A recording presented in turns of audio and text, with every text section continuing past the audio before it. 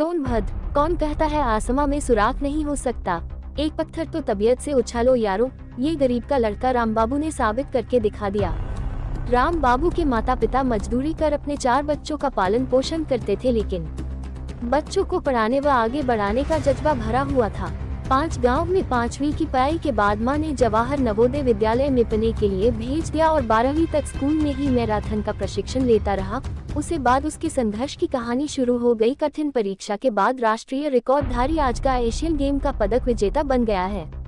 चीन में चल रहे एशियन गेम में कांस्य पदक जीतने वाले रामबाबू ने राष्ट्र का गौरव बढ़ाने के साथ जिले का भी मान सम्मान फक्र से ऊंचा कर दिया है। रामबाबू लॉकडाउन के दौरान गड्ढे खोदने से लेकर राष्ट्रीय खेल 2022 में एनआर को हराने तक रामबाबू की यात्रा कड़ी मेहनत और धैर्य से भरी है। कोविड लॉकडाउन के दौरान जब उसका बेटा उत्तर प्रदेश के सोनभद्र जिले में मनरेगा में मजदूरी कर गड्ढे खोद रहा था, एक मां का सपना था कि हर कोई उसके बेटे को जाने। आखिरकार वह दिन आ ही गया जब रामबाबू ने चल रहे राष्ट्रीय खेलों में 35 किलोमीटर पैदल चाल में राष्ट्रीय रिकॉर्ड तोड़ दिया और हर कोई उनके बारे में बात कर रहा है। लेकिन रामबाबू ने हौसले को थमने नहीं दिया। अपनी मेहनत के बल पर अंतर्राष्ट्रीय एशियन खेल में कांस्य पदक जीत कर अपनी मां का सपना तो पूरा किया, इसी के साथ भारत माता का भी सपना पूरा किया। रामबाबू की मां बताया कि रामबाबू ने दौड़ में जीतने के बाद मुझे तुरंत बाद फोन किया और उन्हें बताया कि मैंने अंतर्राष्ट्रीय रिकॉर्ड तोड़ते हुए कांस्य पदक जीता है, मैंने आपका सपना पूरा कर दिया मां। वो खुश हैं। रामबाबू के पिता दैनिक काम से वापस आएंगे तो उन्हें पता चल जाएगा।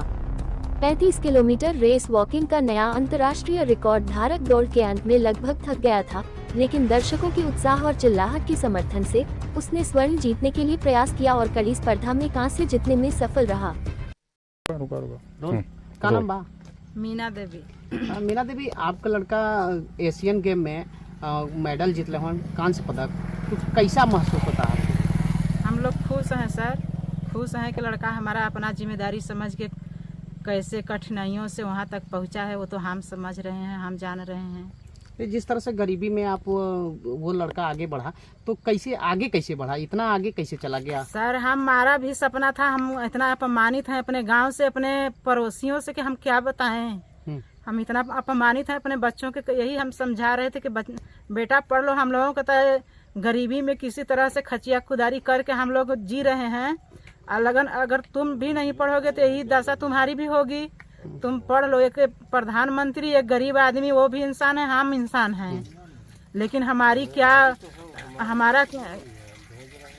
क्या इज्जत है, उनका क्या इज्जत है। बस संपन्न की बात है, जो संपन्न है उनका इज्जत है, जो गरीब है उनका कहाँ इज्जत है? तो कहीं इज्जत नहीं है। तो गरीबी में जब तो अब अपने गरीबी में हम मजदूरी करके और अपने लड़कों को समझा कर उसको पढ़ाए लिखाए, उसके पिताजी मजदूरी करके उसको वहाँ तक पहुँचाए। फिर वो जब उसको वहाँ नवोदय विद्यालय से फिर निकल गया वो, तो उसको पैसा का और आवश्यकता था, तो हम गांव में से दूध लेकर खोआ बनाकर फिर बेच के उसको पैसा देती थी। तो ये कहाँ भी दूसरे जगह भी पता चला है कि काम आप मजदूरी करके उसको पैसा देती हैं, वो भी कहीं नौकरी करके? हाँ, और रामबाबू वो बनारस में पहले होटल पे काम कर रहा था, फिर होटल पर उसको दिक्कत हो रही थी तो फिर जूट बोरा सिलता था। वो भी अपना जुगाड़ करके पढ़ रहा था पैसा से।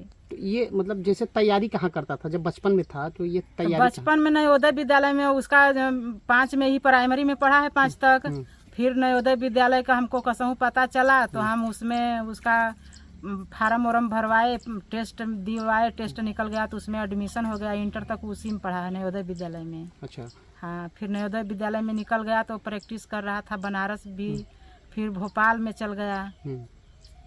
तब ऐसे करके अपना। कितने बच्चे हैं आपके? हमारे 4 बच्चे हैं। अच्छा, और बच्चे क्या कर रहे हैं? और 2 लड़कियां बड़ी हैं, उन लोगों का शादी हो गया है। एक लड़की है इलाहाबाद में इंजीनियरिंग कर रही है, एक रामबाबू है बस। इकलौता लड़का है? हाँ, इकलौता। सरकार से कुछ मांग है आपकी? सरकार से सर इतना हमारे साथ अन्याय हो रहा है, हमको न्याय मिल ही नहीं रही है, तो क्या सरकार से हम क्या आशा उम्मीद रखें कि हमको सरकार से क्या मिलेगी? जब नेशनल जीता था आपका लड़का तो डीएम सोनभद्र ने कुछ दिया था आपको? हाँ, डीएम साहब आए थे, हैंडपंप दिए, लगवाए, पानी की व्यवस्था कर दिए। 10 बिस्सा जमीन, 11 बिस्सा जमीन वो दिए हैं, डीएम द्वारा हमको मिली है। तो 10 बिस्सा तो नदी के किनारे है, वहाँ घर बनाने लायक नहीं है, उसमें हम धान लगाए हैं। एक बिस्सा जो मिला है वो बउहरा में मिला है, तो वहाँ 11,000 लाइन है आगे जो मिला है। तो हमको नेकपाल प्रधान पहले आए नापे, तो 11,000 लाइन छोड़ के नापे। फिर जब पिलर उलर खना गया, हम सोचे कि अब उसमें पिलर खड़ा करें, तो फिर आए नेकपाल प्रधान और नाप दिए 11,000 लाइन के नीचे। तो जो आधा बिस्सा है उसमें हम बना लिए हैं, सिलाब भी पड़ गया है, लेकिन हमको दिक्कत है और लैटरिन बाथरूम कुछ बना ही नहीं है। तो दिक्कत हमको है कि 11,000 लाइन के नीचे हम और बनाएं तो कैसे बनाएं, दिक्कत है। डीएम से भी जाकर हम बोले ये समस्या, वो भी कुछ नहीं सुनवाई हुआ। उसके बाद जहाँ रह रहे हैं अपना 1 बिस्सा ज़मीन नहीं है शुरू से भी। अब जहाँ रह रहे हैं यहाँ का भी पैसा भी लिया है मौर्या, लाल बर्त मौर्या। अब यहाँ से वो सब भगा रहे हैं। जो बंजर ज़मीन है 3.5 बीघा यहाँ बंजर थी, लेकिन आज के डेट में वो अपने नाम से करवा लिया, ना पता कैसे पैसा वैसा दे करके। अब हमको यहाँ से सोच रहा है कि हम भगा दें। हमारा पैसा भी लिया है, हमारा इंदिरावास भी यहाँ बना है। हम 35 साल से यहाँ रह रहे हैं। 1998 का यहाँ हमारे नाम से इंदिरावास इसमें बना है। लेकिन अब ये सब क्या कहते हैं कि यहाँ से आप चली जाइए, आपको डीएम साहब ज़मीन दे दिए तो यहाँ से आप चले जाइए। तो हम यही बोलती हूँ क्या डीएम साहब इसी का संतिर दिए हैं? पैसा लिए हो तुम, डीएम साहब तुम्हारा भरपाई किए हैं? सही बात है। तो अभी आपका लड़का कहाँ है? इस समय अभी चीन में है। अब कल 6 तारीख को वो दिल्ली में आ जाएंगे कल। तो यहाँ सोनभद्र कब आएंगे? आपके घर अपने कब अब आएंगे? ये बात नहीं हुआ है कब आएंगे, अब फिर बात होगा तो बताएंगे।